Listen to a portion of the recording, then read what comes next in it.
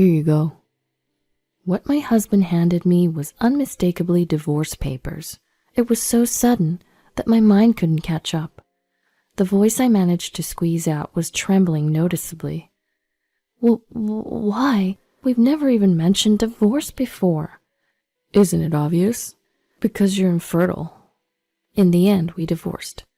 I was forced to take all the blame and end the relationship unwillingly. However, the tragedy of my husband was to come several years later. My name is Michelle. I'm 27 years old. I married Jake, who's the same age as me, and we're in our 3rd year of marriage. Jake and I were classmates in college, and we've been dating since then.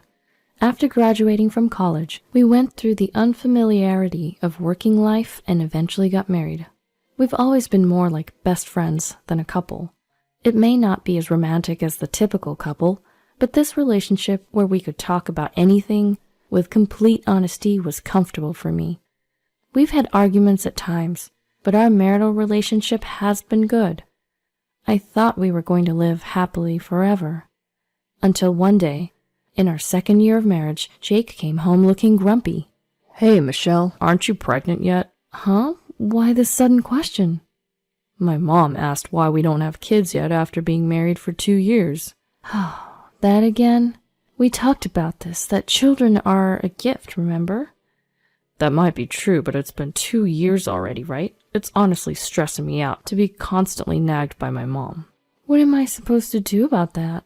Ever since we got married, my mother-in-law has been saying that she wants to see her grandchild soon. It's nice that she's looking forward to a grandchild. And if I could, I'd love to do that for her as soon as possible. But no matter how much time passed, we just weren't being blessed with a child. From my perspective, we've only been married for 2 years, but from my mother-in-law and Jake's point of view, it's already been 2 years. Recently, every time I see my mother-in-law, I'm reminded about children, and sometimes Jake even brings it up. Pregnancy is an issue between the couple. Yet my husband and my mother-in-law would blame me as if it was my fault. Because of this, our intimate moments have decreased, and we've been arguing more than before. This can't go on. I decided to express my feelings clearly. Jake, I don't think we need to rush this. What? Why are you so casual about it? With a disgusted look, my husband responded to my words. Do I have to keep hearing the nagging from my mom forever? That's why we should tell your mom that we should leave it to nature. If she could understand that, we wouldn't be having a hard time. Just try a little harder, please. What? What does that mean? It sounded as if I wasn't trying hard enough. What does try harder mean anyway? Is it such a bad thing that we haven't been blessed after 2 years of marriage? I couldn't understand my husband's perspective, and I was about to yell at him, but I didn't want to escalate the situation. I swallowed my anger, but my husband added fuel to the fire. You know, I've been thinking for a while now. Michelle, are you infertile?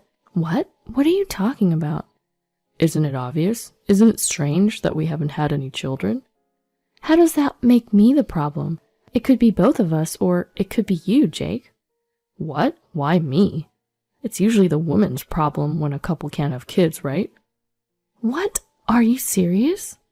His unbelievable statement left me more stunned than angry. Please stop with the stereotypes. We're only 27, you know. We're not in a hurry. But my mom says she wants to see her grandchild soon, so we can't help it. Why do we have to cater to your mom's wishes? Look, just go get a fertility test or something, okay? My husband dropped the topic one-sidedly and locked himself in his room. Left alone, tears welled up in my eyes from all the anger and sadness. What on earth? How can he say such things so casually? As if it's all my fault when this is an issue between us. He could easily tell his mother straight out. From that day, our relationship as a couple deteriorated rapidly. I did as he told and had a fertility test, but it turns out I don't have any issues. Even when I shared this, his attitude didn't change at all. If anything, he's become even colder since it was confirmed that there's no problem on my end. Even when we're called to his parents' house together, I'm the only one who gets blamed. Michelle, I heard the story from Jake. His mother yells at me, mercilessly. You apparently told Jake that you shouldn't rush into having kids yet. I've said it before, having children is a blessing. Enough! How long are you going to have this laid-back attitude? You're almost 30, aren't you? Yes, I am, but there are plenty of people who have children past 30 these days. Don't make excuses. You've been married for more than 2 years and you still don't have children. My husband didn't defend me, even when she hurled such insults at me. Moreover, his icy gaze seemed to say, "It's your fault." I couldn't get through to them, and I was just constantly criticized. With all the blame being thrown at me, I felt like my heart was about to crush. And then his mother delivered the final blow. Oh, I shouldn't have approved of this marriage with an infertile woman. I'm not infertile, I wanted to retort, but the words got stuck in my throat. All that came out were tears. Even seeing me like this, my husband didn't offer any kind words, just let out a small sigh.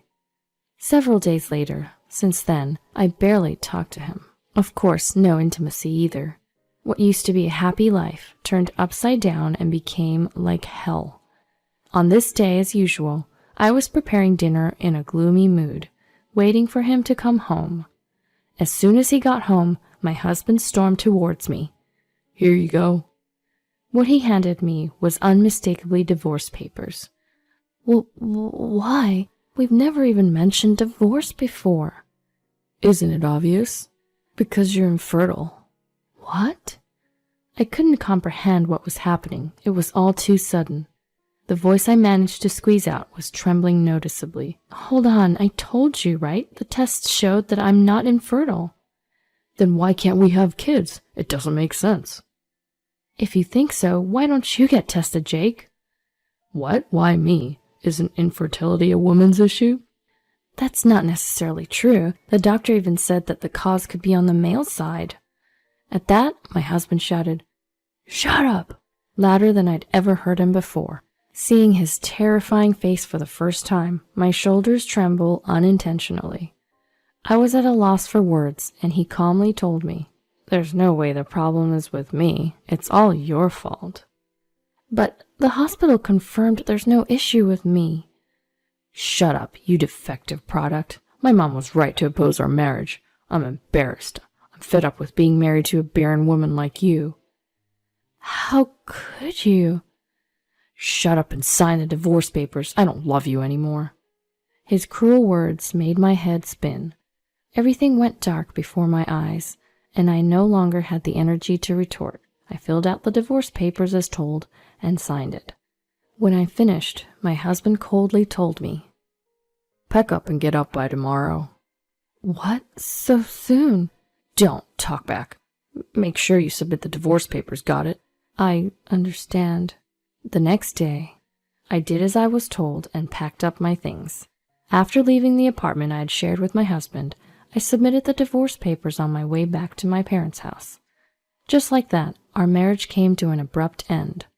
For a while after that, I was weighed down by the divorce. It was only possible to recover because of the support from my family. From then on, I spent my days off going out with local friends or making time for my hobbies. Doing so gradually faded the unpleasant memories of Jake, and I was steadily stepping into a new life. 2 years later, I remarried a man I met at the gym I started going to for my hobby.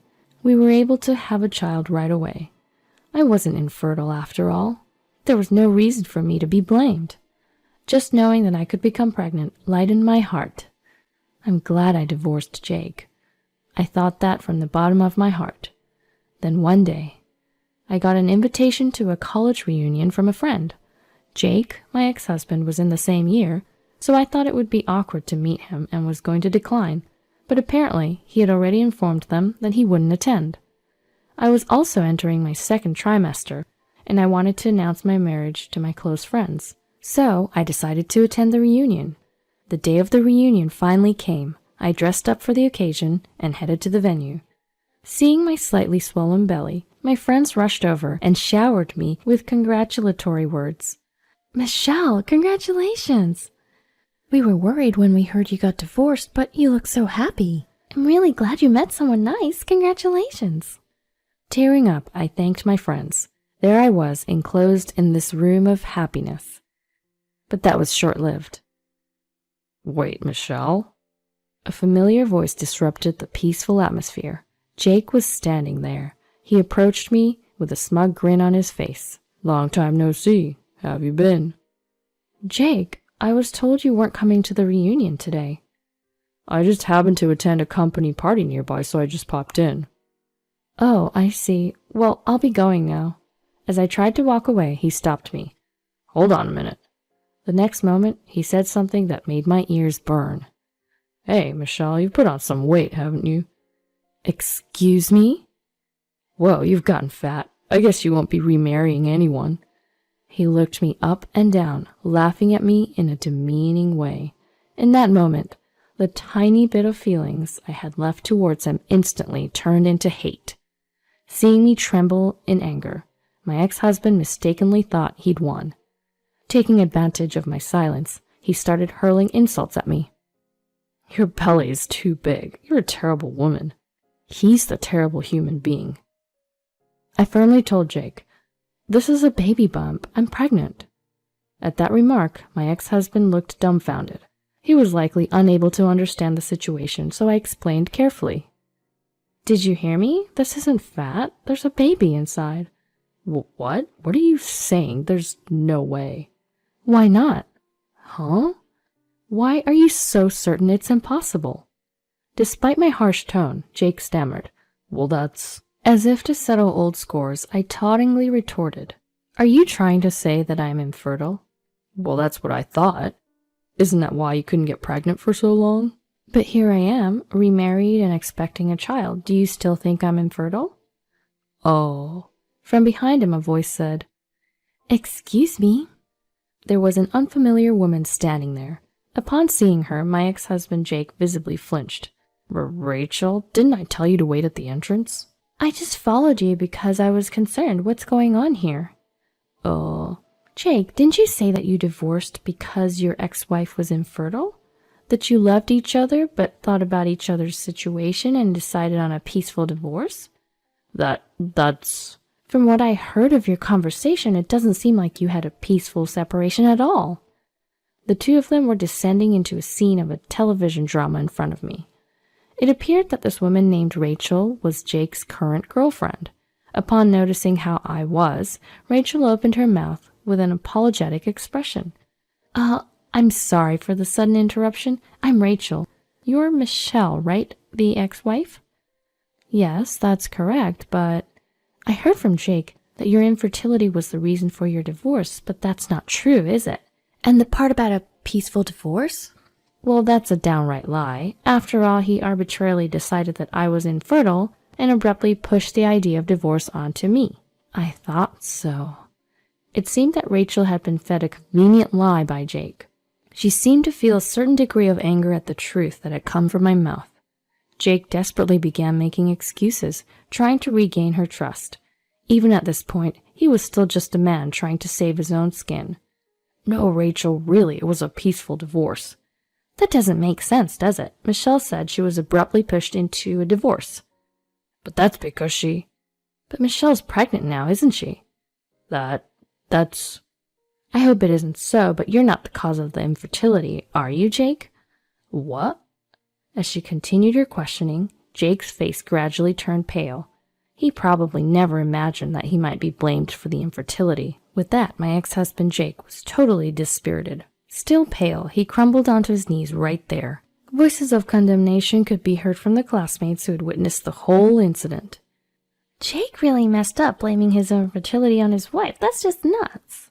Making Michelle the villain, that's low. That guy's done as a man. Besides, apparently he's a total mama's boy. Ew, seriously? So creepy. Unable to bear the chilly atmosphere, Jake ran off in tears. According to the rumors I heard later, Jake and Rachel ended their engagement right after that. He desperately tried to hold on to her, but it seemed Rachel wouldn't have it. Rachel couldn't forgive him, not just for lying, but for blaming me for the infertility. Although Jake was adamant that he had done nothing wrong, medical tests revealed that he was the one with fertility issues. Although it wasn't impossible for him to have a child, the verdict was nearly impossible under the current circumstances. Upon hearing the diagnosis, his mother disowned Jake in a rage. even though she adored her son. Well, she did want a grandchild so much, so it's understandable. And so their mother-son relationship reached its worst end. Both Jake and my former mother-in-law only thought about themselves, and this was the result. They brought it upon themselves, and they got what they deserved. Well, it's none of my business anymore. I couldn't care less about what fate befalls them. On the other hand, I recently gave birth to my first child without any issues. My baby is even more adorable than I imagined, and every day is filled with joy. My first pregnancy, my first time raising a child. There's a lot I don't know about, but I'm truly happy. I have nothing but gratitude for my husband, who gave me this happiness. Thank you for always being there for me. I expressed my words of gratitude to my husband, or rather, the words just slipped out of my mouth before I knew it. My husband then flashed a bright smile and said, "What are you talking about? It's only natural as a spouse, right?" "Perhaps that's true. Besides, you're the one that did all the work. Thank you for giving birth to such an adorable child," my husband told me while looking directly into my eyes. At his words, tears naturally started to fall. I'm the happiest person in the world, with a husband I love so much, and our adorable child We'll always be together.